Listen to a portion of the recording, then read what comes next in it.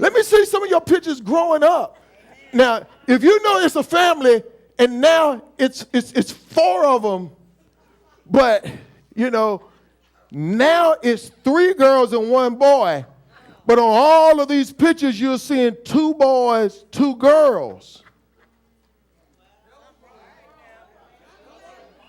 You need to be trying to find out, now, which one are you?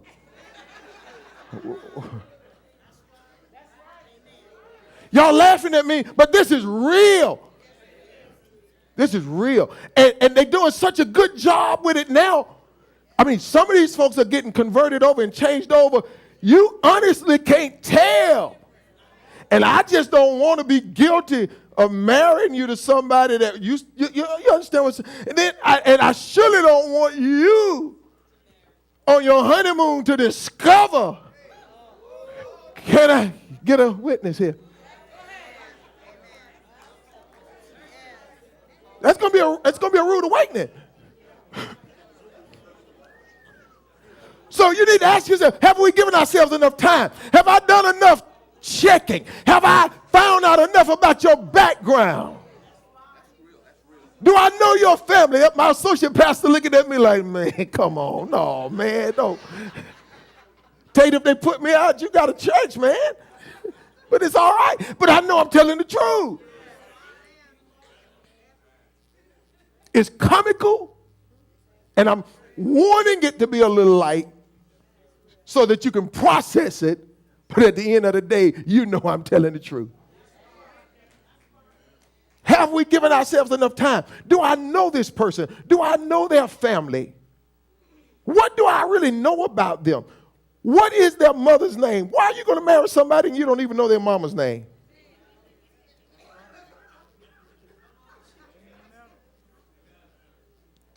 Can I get a witness?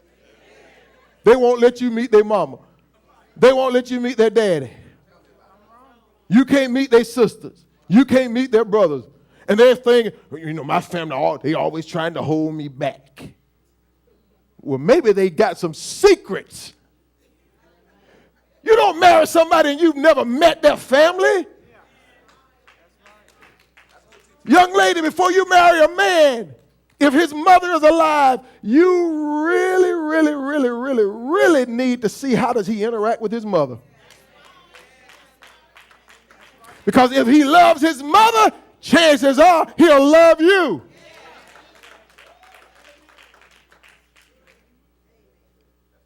I love my mother, my wife. I thank God for her. You know, I love my mother. And my mom, she's been having some health challenges these past 5-6 years.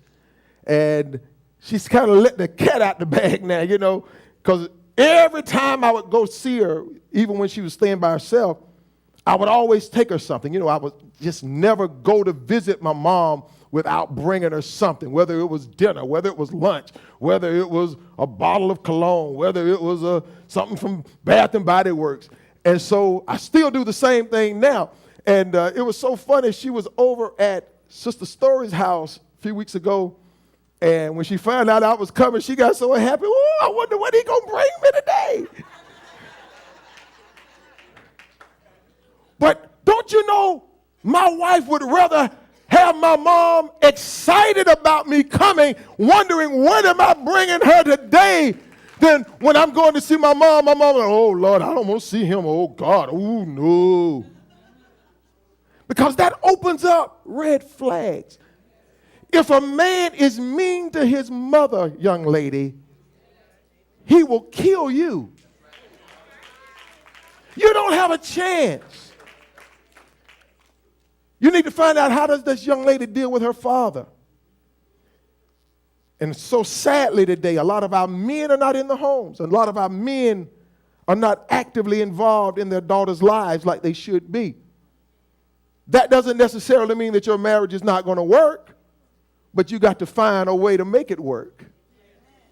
Sometimes you have a woman, might be 20 years old, and they've never heard the sternness of a man's voice in their life. They've never heard a man tell them, sit down, in their life. They've never heard a man say, come here, in their lives. And here you are getting married. You ain't even mad. You just trying to get their attention. Hey, come here. Man, they getting ready to read your meter. Because they're not accustomed to that. They don't even understand. You understand what I'm saying? You got to find out what's going on. Have we given ourselves enough time? And then my final thing, and I'm getting ready to leave you alone. Never marry a person if you don't really understand why you want to marry.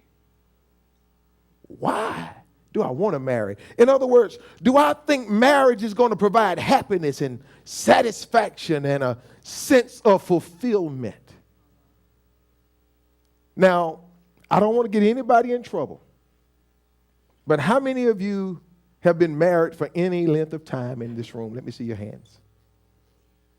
And how many of you know that when things are going well in your marriage, it's really a happy thing, right? But how many of you can testify that marriage does not bring you happiness every day?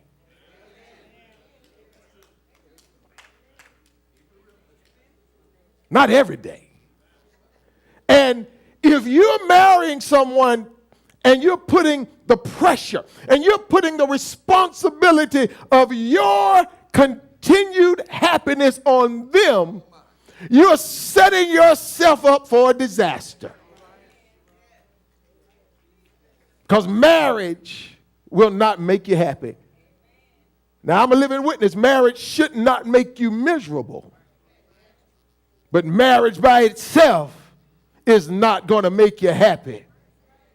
If you really want to be happy, you need to establish a relationship with Jesus Christ. Some of you men are trying to get a relationship with a woman, but the first relationship you need is a relationship with Jesus. Some of you sisters, you're trying to get a relationship with a man. You want somebody that's going to rock you in the cradle of their arms. But I'm here to tell you, the first rock you needs to come from a man named Jesus. Because Jesus, he'll never leave you. The one you marry, he may get tired of you. He may walk off. But Jesus said, I'll never leave you. And I'll never forsake you. I'll be with you to the end of the age. Do I have anybody that's ever tried Jesus? Do I have anybody in here that has a relationship with Jesus?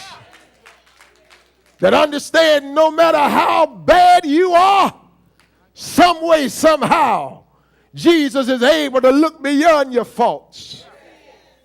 And he can see that you really do have some needs. I don't know about you, but I can still hear the Lord calling out to the world, saying, come unto me, all ye that labor and are heavy laden. I'll give you rest. Take my yoke upon you and just learn of me. I'm meek and lowly in heart, and you'll find rest for your soul. Anybody tried this Jesus? Did you really try him? Well, what do you know about him? I said, what do you really know about him? How do you know he's all right? What has he done for you? You know, I really didn't intend to get loose in here today, but I feel all right now. I said, what do you really know about him? He saved me when I was lost. He raised me when I was down. He healed me when I was sick. I just wonder, do I have anybody